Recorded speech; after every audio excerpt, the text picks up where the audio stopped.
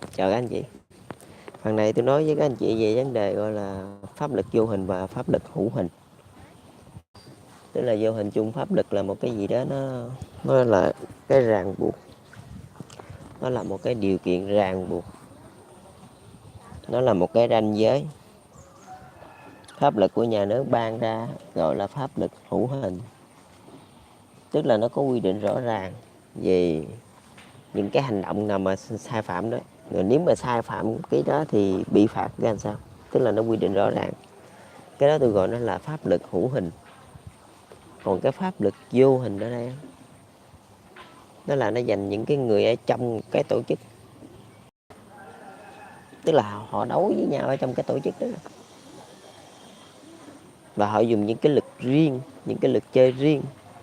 Ví như tôi làm gì tôi cũng phải rủ em tôi làm chung vậy đó. Thậm chí là những cái chuyện quan trọng then chốt thì tôi cũng đều phải hỏi ý kiến của nó. Còn nó thì nó lại có những cái lực chơi riêng. Cái đó là người ta gọi là pháp lực hữu hình và pháp lực vô hình. Pháp lực hữu hình đó thì là nó thường là nó áp dụng rộng rãi trong xã hội. Còn pháp lực vô hình đó là họ dành họ để là đối nội ở trong những người trong một cái tổ chức. Nhưng mà pháp lực vô hình ở đây á, là ngày xưa giờ người ta chỉ dùng nó là để giống như kiểu là để mà thỏa hiệp với nhau. Tức là những người trong một cái tổ chức để mà thống nhất về một cái vấn đề gì đó là họ quyết định thỏa hiệp với nhau. Để là họ dùng cái pháp lực vô hình đó. Tức là khi mà họ thỏa hiệp đó, tức là nó không phải là một cái điều lệ gì cụ thể. Nó cũng không có quy định là sai phạm phải xử phạt làm sao. Tức là những người trong tổ chức, những người trong một đảng. Còn những người ngoài xã hội thì đã có pháp lực hữu hình là người ta đã ban ra sẵn, chính phủ đã ban ra sẵn, quốc hội thông qua. Và người ta quyết định là vi phạm cái đó là phạt cái gì. Nó quá trời rõ ràng rồi. Mình ở đây là mình đang nói tới cái vấn đề pháp lực vô hình thôi. Còn với pháp lực hữu hình đó thì nó quá rõ ràng, ai không biết nữa. Nói chung phần đó thì ai cũng biết. Còn phần pháp lực vô hình ở đây là đó tới giờ mình chủ yếu là mình thông qua theo kiểu như là một cái lực chung. Mình làm cái gì là mình phải thông qua với lại nhà nước, với lại những cái người trong một đảng. Còn nhưng mà nếu sau này luôn á là có thêm một cái phần mới đó, gọi là cái phần đó gọi là khắc chế lẫn nhau. Không, một phần là tôi làm, tôi mời anh tham gia, tôi thông qua ý kiến của anh. Một phần là tôi khắc chế với anh ở một cái số điểm. Ví như là anh muốn chống đối thì cũng không được. Tại vì tôi buộc anh phải tham gia vô đó, là sao anh chống đối được. Đó, nói chung là cái phần pháp lực mà vô hình này là nó gắn, nó là một cái trong những cái gọi là cái cuộc chiến tranh ngầm ở trong cái tổ chức, trong một cái tổ chức đảng. Nó sẽ phân ra nhiều trường phái lắm. Và đa phần những trường phái đó họ dùng cái pháp lực vô hình này để họ thỏa hiệp với nhau. Họ thay vì là họ tách ra thành từng đảng phái riêng, nhưng mà họ vẫn ở chung, nhưng mà họ dùng những cái điều kiện ràng buộc để họ thỏa hiệp với nhau. Ví như lần này tôi nhường cho anh thì lần sau anh nhường lại cho tôi. Ví như tôi nói đơn giản thôi, lần này là lần trước là bác Bà Dũng là ở miền Nam lên, sau này đưa cho bác Phúc là Nguyễn Xuân Phúc đó là miền Trung lên. Thì nói chung mình ở đây mình không nói tới vấn đề mấy bả quậy phá nha. Mấy bả quậy phá, mấy bả lật đổ vụ Nguyễn Bá Thanh là mình không nói đó. Nhưng mà mình chỉ nói vấn đề ở đây thôi. Tức là ở đây họ dùng một cái gọi là một cái điều kiện vô hình để mà họ thống nhất với nhau về cái chuyện đó. Tức là khi mà người ta muốn tham gia thì các anh chị phải để cho người ta tham gia, ít hay nhiều. Tức là có qua có lại thôi. Giống như thời bác Ba Dũng thì ông miền Nam, sau đó là đưa một ông người miền Trung. Thì vậy thôi, pháp lực vô hình thì nó đơn sơ, nó chỉ có vậy thôi. Và một phần thì mình tạo những điều kiện khắc chế. Thì những video clip trước tôi đã nói về những cái phần điều kiện khắc chế, nó đã có đầy đủ hết rồi. Ở đây là tôi đã nói về pháp lực hữu hình và pháp lực vô hình. Thì pháp lực vô hình thì vô hình chung đó là những cái gì đó ràng buộc đôi bên, tức là mình bàn thảo với nhau. Ở video clip này thì nói chung cũng không có dài quá, tức là như vậy là nó đã xong hết rồi. Rồi thì tiếp tục đó là tôi sẽ nói về cái buồn ngủ quá, ngồi từ sáng giờ buồn ngủ quá. Nói chung thì về vấn đề nguyên lý trị nước nó có muôn hình dạng trạng, và đây tôi viết là với cái tổng thể cái cách để mà trị một đất nước này. Cái phần mà điều kiện vô hình đó là cái phần đó hết sức là quan trọng để các anh chị giữ vững cái gọi là nề nếp của một tổ chức, để các anh chị đưa những người chống đối vô, tức là mình những cái video clip ở trước á nó hợp với cái này và nó thành nên một bộ lực vô hình ở trong một cái tổ chức mà những người làm chính trị nên biết. Và những người mà muốn trở thành một ông vua, đầu tiên đó là được khoan hãy dấn thân vô chính trị. Anh ở ngoài đi, rồi anh hiểu về chính trị đi, rồi anh hãy dấn thân vô đó. Đúng không? Tại vì một khi anh dấn thân vô rồi là anh không có quay trở ra được. Cũng giống như tôi nè, tôi làm biết nhiều việc cho chính phủ, nhưng mà tôi chưa bao giờ có nạp đảng nha, tôi chưa bao giờ vô đảng Cộng sản. Tôi chỉ ở ngoài thôi, tôi quan sát và tôi biết vậy thôi, chứ tôi đã bao giờ vô đảng Cộng sản đâu. Chưa từng vô đoàn thanh niên Cộng sản Hồ Chí Minh, chưa từng. Tôi không có đoàn, không có đảng, không có dính dấp bất kỳ một cái gì về chính phủ. Tôi là một người tự do vậy thôi, tôi là tự do ngoài xã hội thì tôi không có dính dấp gì tới chính phủ, không có giờ tổ chức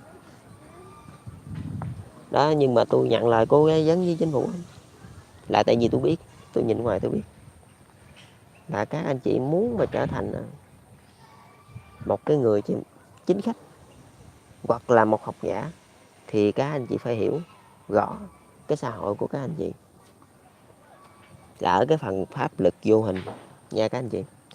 Cái phần pháp lực hữu hình nữa, nó xử án đồ này kia đó, cái đó chỉ là cái bề mặt thôi. Còn cái phần ở trong đó, đó là cái sự thỏa hiệp trong nội bộ với nhau nha. Cái này là các anh chị nào mà đang muốn trở thành ông vua thì nên nghe kỹ cái phần này. Tức là trong nội bộ, thậm chí những vụ án giết người luôn, những vụ án cướp tiệm vàng, cướp ngân hàng luôn, thì cái khả năng vụ án đó nó thật là bao nhiêu phần trăm. Những cái vụ hiếp dâm luôn, cái khả năng đó là bao nhiêu phần trăm. Hay là cái đó là một cái sự dàn xếp, thấy không? Các anh chị nên hiểu rõ. Các anh chị nào muốn tham gia chính trị đó phải hiểu rõ cái lực nội bộ của người ta. Khi mà các anh chị trong một nước đó, thật tôi bây giờ các anh chị người Việt Nam đây, các anh chị đi qua Mỹ, các anh chị hiểu không rõ, tôi không cấm các anh chị, tức là tôi không nói gì hết, tôi xem như là chăm trước được. Nhưng mà các anh chị là người Việt Nam, mà các anh chị ở Việt Nam các anh chị không hiểu rõ cái lực nội bộ của người ta nữa là tôi thua. Nhưng mà để các anh chị lên tầm chính trị gia là các anh chị nhìn các anh chị phải hiểu rõ cái lực nội bộ như thế nào, ai chống đối ai, và cái khả năng mình đặt chân vô đó mình thành công bao nhiêu phần trăm, mình có lên được hay không. Không, nó cũng ăn vô cái phần mình nhìn thấy. Chứ tôi ở đây tôi biết trước là tôi không lên được và tôi phải đi nước ngoài, tôi biết trước mà, khỏi cần phải diễn. Mọi người cứ đem cái ghế chủ tịch nước ra để mà dụ cho tôi làm, tôi nhìn tôi cũng buồn cười lắm. Nhưng mà tôi làm ở đây là tại vì gia đình tôi đã mấy đời cống hiến rồi, nên tôi cứ theo truyền thống mà tôi làm thôi. Mà tôi biết trước cái ngày tôi đi cũng phải tới. Tại vì bây giờ tôi lên ở đây, ở chính phủ Việt Nam đi, người ta dỡ cái tiểu sử của tôi ra, rồi người ta coi lại cái thành tích lầy lội của các cô em ông Trịnh Công Sơn đó, thì mặt mũi với bà để đâu nữa. Chỉ khi nào tôi ở nước ngoài, tôi nổi tiếng ở nước ngoài, người nước ngoài người ta biết, thấy không, thì người Việt Nam ta cũng chăm trước cho mấy bà. Chứ tôi lên tôi ngồi ở đây, không, như giả sử giờ mời tôi làm chủ tịch nước thì tôi giả sử vậy đi, thấy không, người dân chúng người ta đi theo tôi, các người ta phun đúng bí vào mặt mấy bà. Mà cái chuyện đó là chính phủ cộng sản không bao giờ làm. Chính vì sao họ lại không làm? Chính vì sao tôi biết các anh chị, tôi biết họ lại không làm, các anh chị biết không? Hồi ngày xưa con Trần Văn Dào bị thuốc chết kìa, cũng mấy bả thuốc để chai thuốc, mấy bà em gái của ông Trịnh Công Sơn đó. Rồi sao? Thập niên 80 bị thuốc, cho tới sao? Tới thế kỷ mới, thiên niên kỷ mới qua tới đầu đầu thế kỷ mới, thế kỷ 21 lại tiếp tục quánh đập tiếp. Tức là sao? Tức là họ không có xử, họ dung dưỡng, họ dung dưỡng tài năng gì đó, tôi tạm chấp nhận được. Còn họ dung dưỡng cái loại này thì tôi thua. Họ không nói được, họ không la rầy được, họ cũng không có xử luôn đó. Chính vì cái sự nhu nhược đó nên tôi biết trước cái ngày tôi phải đi nước ngoài là sớm muộn thôi. Chứ làm gì mà có cái vụ mà tôi lên làm chủ tịch nước hay tổng bí thư. Không, cái lực ngầm của người ta, các anh chị vô, các anh chị phải hiểu. Còn ngày hôm nay họ không giết tôi á, là tại vì sao? Tại vì tôi cống hiến cho họ quá nhiều, tôi còn có cái giá trị khuynh thành khuynh nước của tôi, thì làm sao họ giết tôi được? Phải không? Tự nhiên tôi là người cầm trận, tôi biết cái giá trị của mình nó như thế nào. Phải không? Còn chính trị một khi các anh chị mà dấn thân vô là các anh chị quên cái đường về đi. Các anh chị quên đường về đi, ở đó chỉ có thắng làm vua, thua làm giặc thôi, chứ không có đường về đâu. Ngày hôm nay tôi thắng các cô Trịnh thì tôi còn ngồi ở đây tôi nói chuyện, chứ tôi thua các cô Trịnh thì chắc tôi nghĩ chắc tôi nói hết nên lời. Tôi còn chưa biết nữa. Thấy không? Cái chuyện đó hên xui. Thì mình ở đây mình chỉ ví dụ thôi nha, chứ tôi nhắc không phải là nhắc thù quán gì. Ở đây tôi ví dụ cho các anh chị nào muốn lên làm vua đó, thì các anh chị phải coi cái video clip này. Và các anh chị đặc biệt là không được hỏi bất kỳ một người nào. Các anh chị chỉ ngồi, các anh chị nhìn thôi. Các anh chị phải hiểu cái lực nội bộ của người ta, phải hiểu cái bản chất của cái chính phủ đó, đó. Họ thường hay hành xử cái chuyện như vậy đó, đại loại như vậy đó, cái chuyện A chuyện B đó, đó họ thường hành xử như thế nào đó. Mình biết á, một mặt á, nhưng mà mình biết á, trước khi mà mình tham gia vô mình phải biết hết đi nha, rồi mình hãy tham gia vô. Chứ mình biết mà mập mờ phải không, mình mà tham gia vô phải không, là mình coi chừng mình không có đi ra được đó. Chứ phải chơi đâu, nhiều chính phủ khác nhau, có cách xử sự khác nhau, chứ đâu phải chính phủ nào cũng như chính phủ nào, phải không? Tôi cũng giống như tôi ở đây thôi, tôi biết trước là tôi phải đi. Đáng ra là họ bắt giam tôi lại. Tôi ở dưới quê giống như ba tôi thôi, một đời cống hiến cho đất nước, rồi sao? Không có cái nền nhà ở luôn, bị chúng chửi đuổi lên đuổi xuống đó. Không, đáng ra là tôi ở dưới quê, nhưng mà tại vì ra thế giới tư bản người ta chào đón tôi hơn, và tôi còn có giá trị khuynh thành ở bên thế giới tư bản, nên mọi người mới quyết định cho tôi đi. Không, đi qua bên kia để mở ra chân trời mới, để cho dân chúng Việt Nam được hưởng một chút lợi ích gì đó. Không, vô hình chung tôi trở thành một cái giặc, gọi là cái công cụ bị lợi dụng. Mà tôi buồn cười ở cái chỗ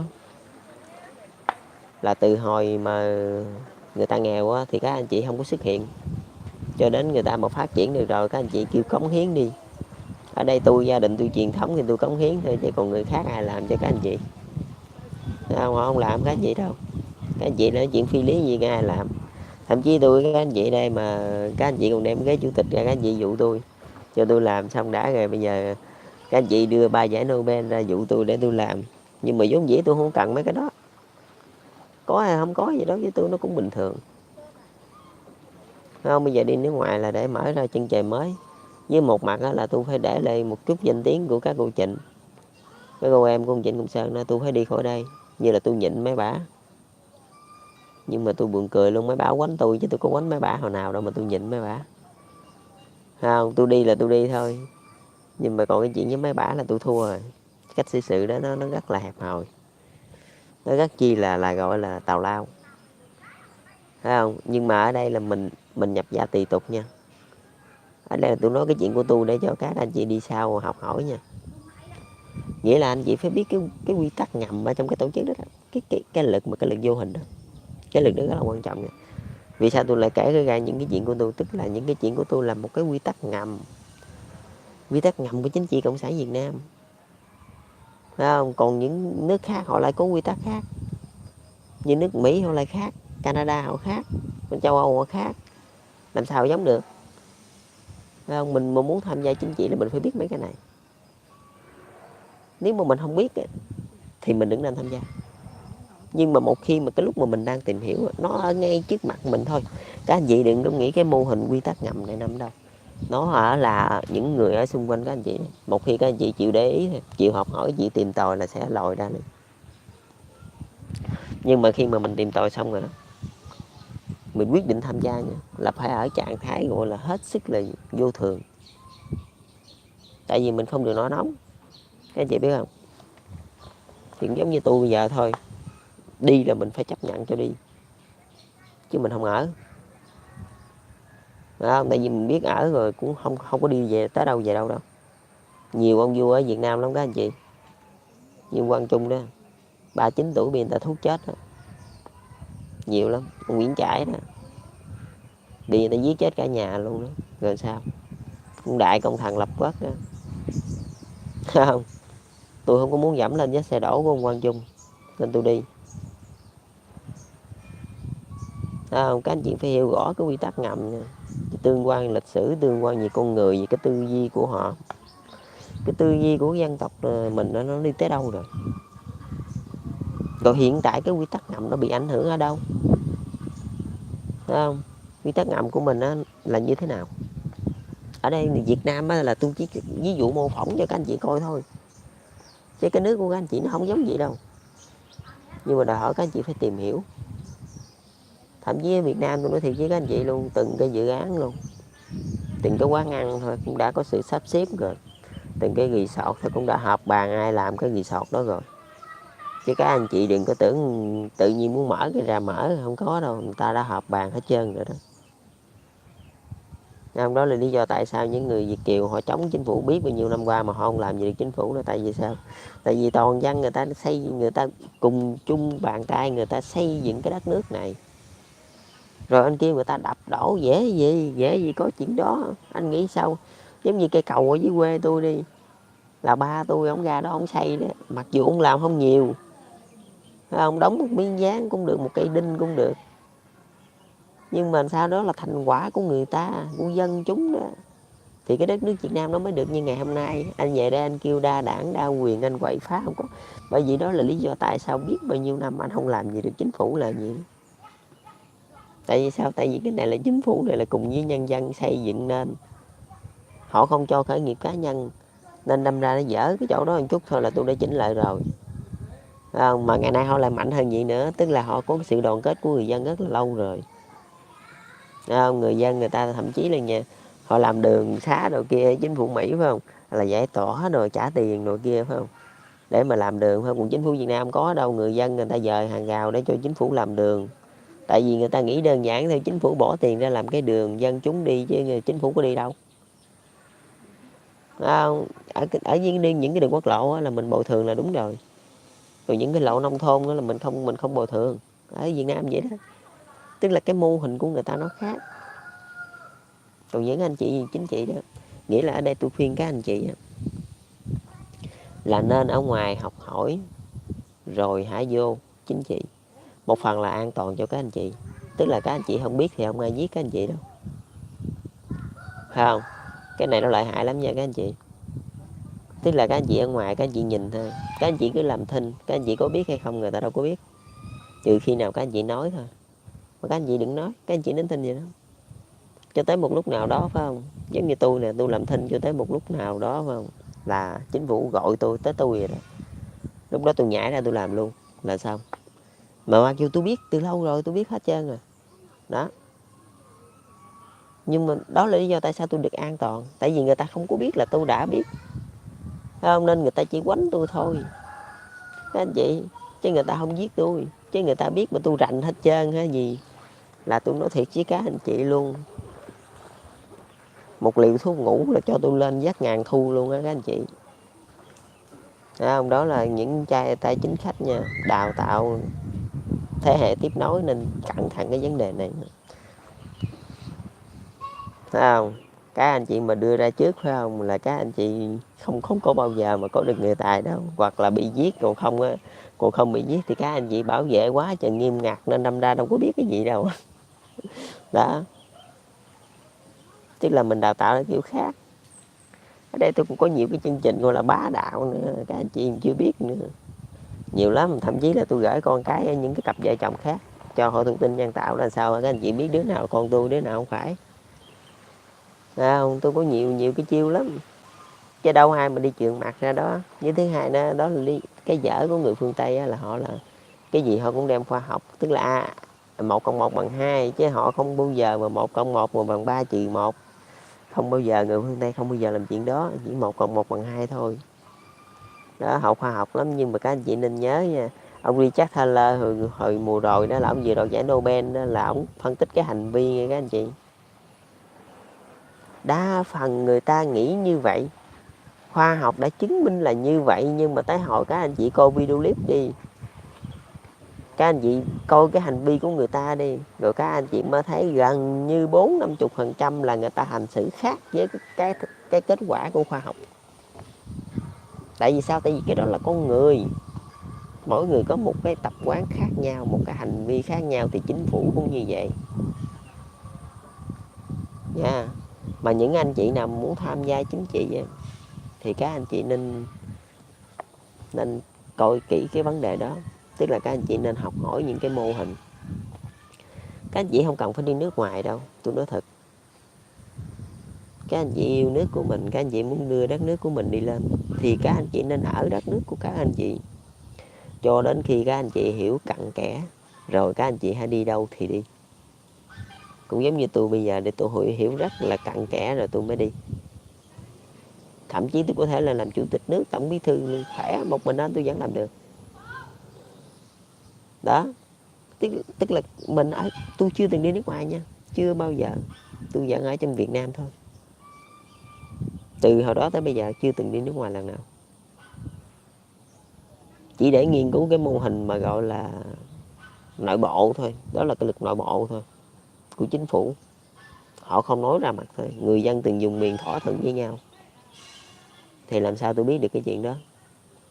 Nhưng mà cuối cùng tôi lại phát hiện ra, cho tới khi tôi làm cố vấn của chính phủ, là không ai nói với tôi một lời nào. Ai nằm trong tình báo chính phủ, ai nằm trong tình báo công an, tôi biết hết. Mà các anh chị nhiều khi tôi cũng buồn cười đó. Các anh chị phải biết hết cái chuyện đó. Tức là một khi mà các anh chị lần được cái đầu dây mối nhợ là nó lộ ra hết, là các anh chị biết hết.